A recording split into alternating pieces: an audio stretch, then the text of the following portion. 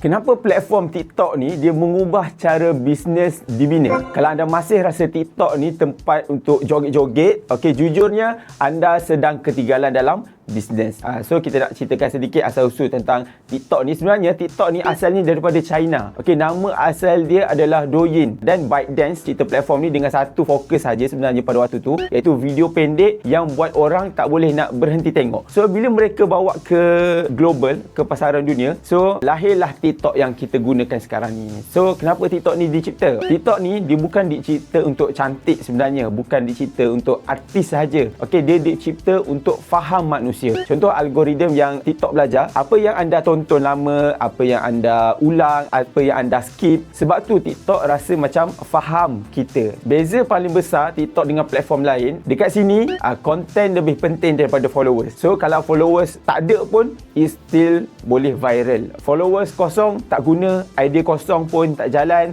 Tapi satu video yang jujur, satu video yang boleh cerita yang betul, boleh tembus ribuan orang walaupun akaun itu baru. Untuk usahawan, TikTok ni adalah satu senjata besar. Kenapa? Sebab anda boleh bina anda punya awareness tanpa bajet yang besar. Anda boleh bina trust hanya dengan bercakap sahaja. Anda boleh educate market sambil jual dan jadikan diri anda top of mind. So orang tengok video anda, orang boleh ingat anda. Okay? Tapi TikTok ni dia bukan magic. Dia perlukan konsisten, berani untuk muncul dan sanggup untuk belajar. So kalau anda buat, TikTok boleh jadi mesin marketing paling murah yang anda pernah ada. Kalau anda tak buat, pesaing anda yang akan buat. Rugilah kan? So make sure anda menggunakan TikTok. Jika anda suka video macam ni, boleh tulis di bawah apa yang nak saya huraikan ataupun nak saya ceritakan dalam video yang seterusnya.